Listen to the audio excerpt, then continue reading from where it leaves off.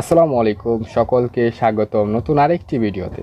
আজকে আমরা তিনটা কমন শব্দ নিয়ে আলোচনা করব, যে তিনটা শব্দ সকলকে অনেক ক্ষেত্রে রিটেনের ক্ষেত্রে অনেককে ঝামেলা বাধায়। আজকের এই তিনটা শব্দ লুজ, লস, লস। এই তিনটা শব্দের ভিন্নতা, অর্থ, কখন কোনটা ব্যবহার হয়, এটা নিয়ে বিস্তারিত আলোচনা করব। তবে তার আগে সকলকে একটা অনুরোধ, যদি কেউ নতুন হয়ে থাকেন অবশ্যই চ্যানেলটি সাবস্ক্রাইব করবেন, শেয়ার করে দিবেন ভিডিওটি, কারণ এই চ্যানেল অবশ্যই আপনাকে সহায়তা করবে ইংরেজি শিখতে A to Z। প্রথমে আমরা আলোচনা করব লুজ নিয়ে। LOOSE, loose. এই শব্দটি অ্যাডজেক্টিভ হিসেবে ব্যবহার হয়ে থাকে, যার অর্থ শিথিল, আলগা, ঢিলা অর্থ বোঝানো হয়। যেমন this not is to lose, যে এই গিটটি অত্যন্ত বা খুব ঢিলা বা আলগা। আমরা বলে থাকি অনেক ক্ষেত্রে পাথরটা ঢিলায়, কাপড়টা ঢিলা, সেই ক্ষেত্রে এই লুজ শব্দটি ব্যবহার হয়ে থাকে।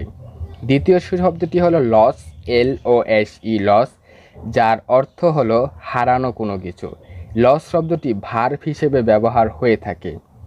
যেমন I had better not lose that file, যে আমায় বরং ওই ফাইলটি হারানো বরং ভালো হয়নি, যে আমি ফাইলটি হারিয়ে ফেলেছি কিন্তু আমার ফাইলটি হারানো ভালো হয়নি। হারানো অর্থে আপনি লস শব্দটি ব্যবহার করতে পারেন। সর্বশেষ যে শব্দটি তা হলো লস, লুস, LOSS, লস। এটা নাউন হিসেবে ব্যবহার করা হয়। এর অর্থ দাঁড়ায় ক্ষয়ক্ষতি, পরাজয় বা হারিয়ে যাওয়াকে বোঝানোর ক্ষেত্রে লুজ শব্দটি ব্যবহার হয়ে থাকে।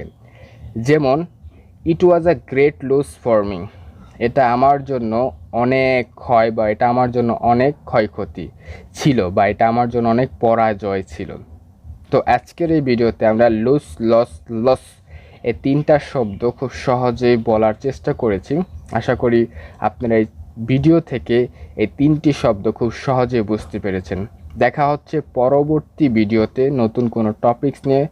ভালো থাকুন সকলেই। আসসালামু আলাইকুম।